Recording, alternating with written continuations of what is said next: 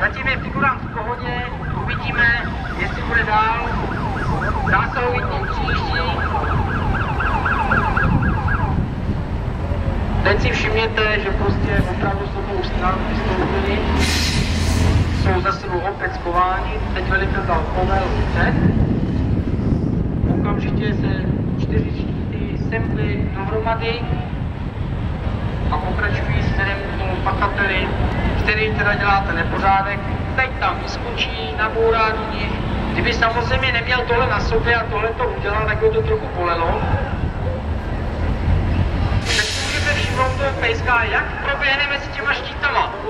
Štíty vůbec nebyly otevřený, byl proveden základ na ruku a tím pomocí toho dlouhého vodítka byl vtažen okamžitě dovnitř a tam ho zakletli a samozřejmě byla provedena ta prohlídka.